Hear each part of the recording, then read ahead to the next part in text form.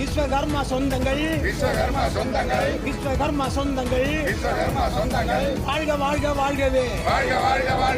ஐந்து தொழில் புரிகின்ற விஸ்வகர்மா சொந்தங்கள்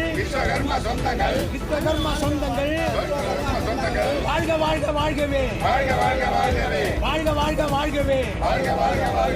மக்களை முன்னேற்றம்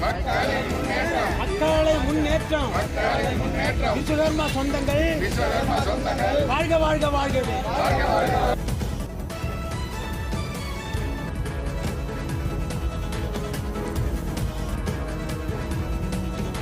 விஸ்வகர்மா ஜெயந்தியை முன்னிட்டு தமிழ்நாடு முழுக்க உள்ள எல்லா பகுதிகளிலும் ஐவர்ண கொடியை ஏற்றி விஸ்வகர்ம பகவானை வீதி உலா கொண்டு வந்து சிறப்பு பூஜை செய்து வழிபட்டு கொண்டு வருகிறோம். தமிழக அரசுக்கு ஒரு 10 ஆண்டு காலமாக நாங்கள் கோரிக்கை வச்சுட்டு இருக்கோம். உலகத்தில் இருக்கக்கூடிய எல்லா இந்து பண்டிகைகளுக்கும் நம்ம விடுமுறை கொடுக்கிறோம்.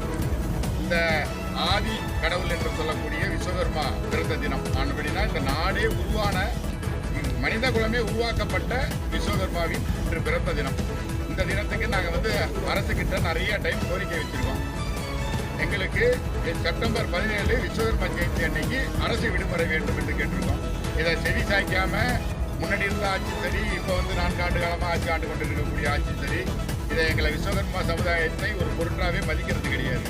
வருங்காலங்களில் இதே மாதிரி இந்த நிலை வரும்போது 2026 ஒட்டுமொத்த சமுதாயமும் இந்த ஆட்சியாளர்களை நாங்கள் எந்த விதத்தில் கண்டிக்க வேண்டுமோ அந்த விதத்தில் கண்டிக்க தயாராக உள்ளோம்.